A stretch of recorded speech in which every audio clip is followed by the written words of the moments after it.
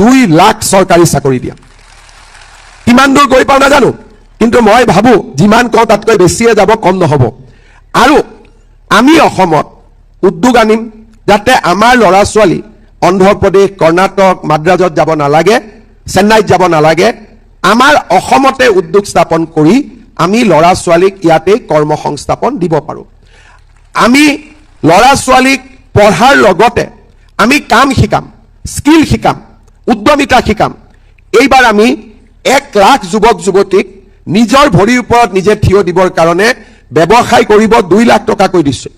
অহাবাৰ আমি 10 লাখ ল'ৰা ছোৱালীক আমি নিজৰ ভৰিৰ ওপৰত নিজে থিয় হ'বৰ কাৰণে আমি সহায় কৰিম তাৰ মানে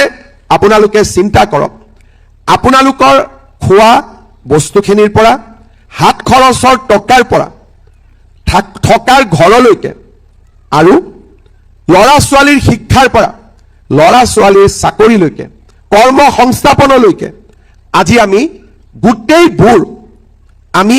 চিন্তা কৰিছো কৰিবলৈ চেষ্টা কৰিছো আৰু বহুত ক্ষেত্ৰত আমি সফল হৈছো আমি এনেকৈ যদি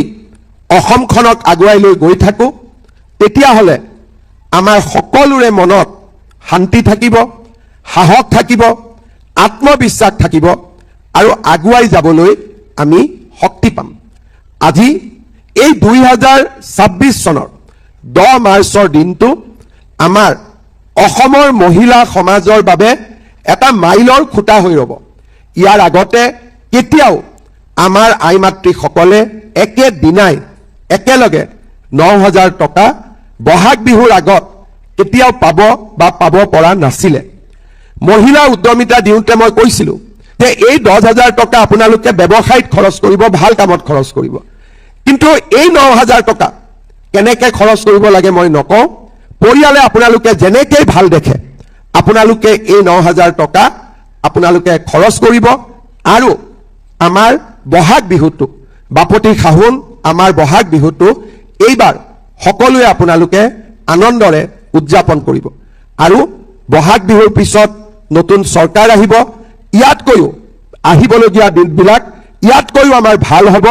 আজি যিমান আনন্দ পাইছো অহা 5 বছৰত আমি তাতকৈ 4 গুণ আনন্দ পাম এই কথা মই আজি আপোনালোকক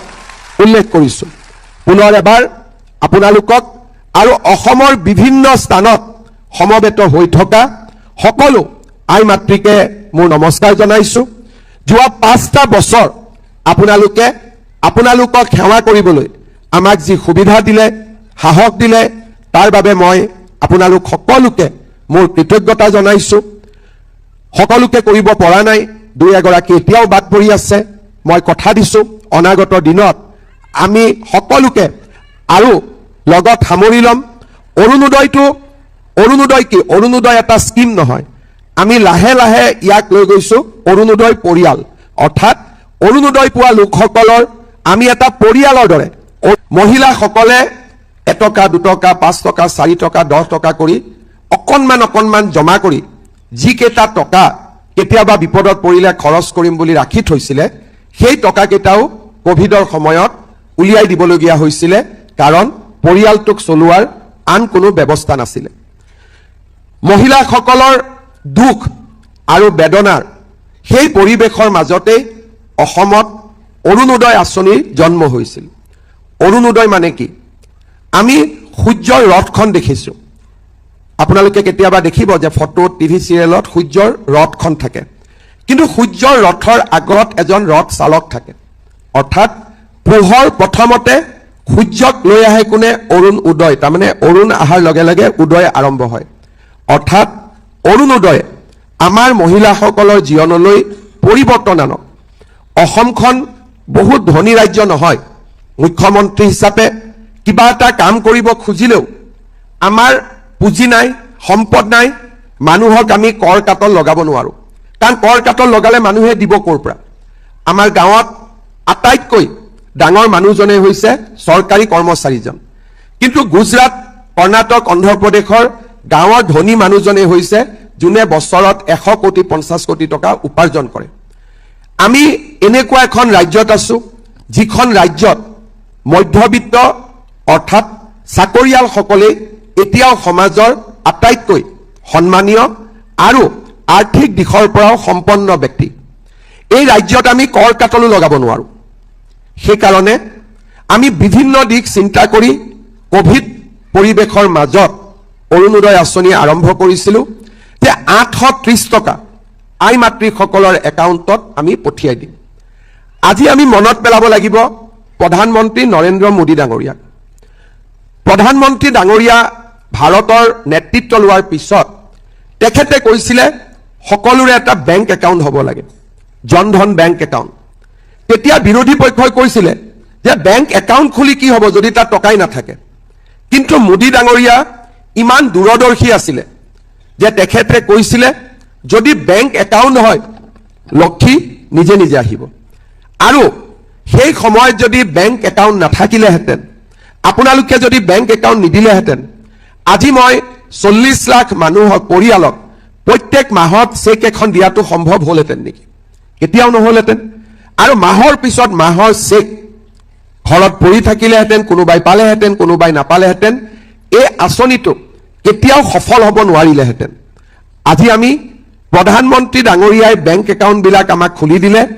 আৰু 2020 চনত আমি প্ৰথম 830 টকা মহিলাসকলৰ বেংক একাউণ্টত দিলোঁ ইলেকশ্যন হ'ল ইলেকশ্যনৰ মিটিঙত মই মহিলাসকলক সুধিছিলোঁ যে অৰুণোদয় পাইছেনে 20% মহিলাই হাত উঠাইছিলে যে হয় পাইছিলোঁ বাকী মহিলাই কৈছিলে যে আমি পোৱা নাই তেতিয়া মই আই মাতৃসকলক প্ৰতিশ্ৰুতি দিছিলোঁ যে ইলেকশ্যনৰ পিছত আমি অৰুণোদয় পৰিসৰ বঢ়াম প্ৰথমবাৰ আমি দিছিলোঁ 18 লাখ মহিলা কিন্তু সেইবাৰ অলপ গণ্ডগোলো হৈছিলে খুব সোনকালে কাম কৰিবলগীয়া হোৱাৰ বাবে বেংক একাউণ্ট নম্বৰ আৰু কিছুমান ব্যক্তিয়ে নিজৰ নিজৰ নামবিলাক ডাটা এন্ট্ৰি কৰাৰ সময়ত সোমোৱাই দিলে আমি ফোন কৰিলোঁ মহিলাগৰাকীক আমি সুধো অৰুণোদয় বাইদেউ পাইছেনে বোলে মইতো পোৱা নাই 2021 চনত যেতিয়া মই আপোনালোকৰ আশীৰ্বাদত মুখ্যমন্ত্ৰী হলো অজন্তা নেওগ বাইদেউ বিত্তমন্ত্ৰী হল আমি এনচিচি এনএছএছৰ ল'ৰাবিলাকক লগোৱাই আমি এটা সাৰ্ভে কৰোৱালো বহুত অৰুণোদয় হিতাধিকাৰী আমি দেখা পালো যে হিতাধিকাৰীগৰাকী মহিলা টকাটো গৈ আছে পুৰুষৰ একাউণ্টত আনকি বিহাৰ পাটনা উত্তৰ প্ৰদেশতো অসমৰ টকা গৈছে আমি কিছু ঠিক কৰিলো আৰু হিতাধিকাৰীৰ সংখ্যাও বঢ়ালো 24 লাখলৈকে আৰু 830 টকাৰ পৰা আমি অৰুণোদয় বঢ়ালো 1000 টকালৈকে ইয়াৰ পিছতো আমি লোকসভা নিৰ্বাচন হ'ল আই মাতৃসকলক সুধিলো অৰুণোদয় পাইছেনে এইবাৰ 50% হাত উঠালে যে অৰুণোদয় পাইছো কিন্তু 50% ক'লে আমি পোৱা নাই তেতিয়া আমি সিদ্ধান্ত ললো যে 24 লাখৰ পৰা অৰুণোদয় আমি পুনে পুনে 40 লাখ মহিলালৈকে আমি লৈ যাম আজি আমি কিমান মহিলাক অৰুণোদয় দিছো 40 লাখ আৰু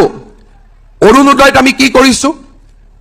1000 টকাৰ পৰা আমি ইয়াক 1250 টকালৈকে বৃদ্ধি কৰিলো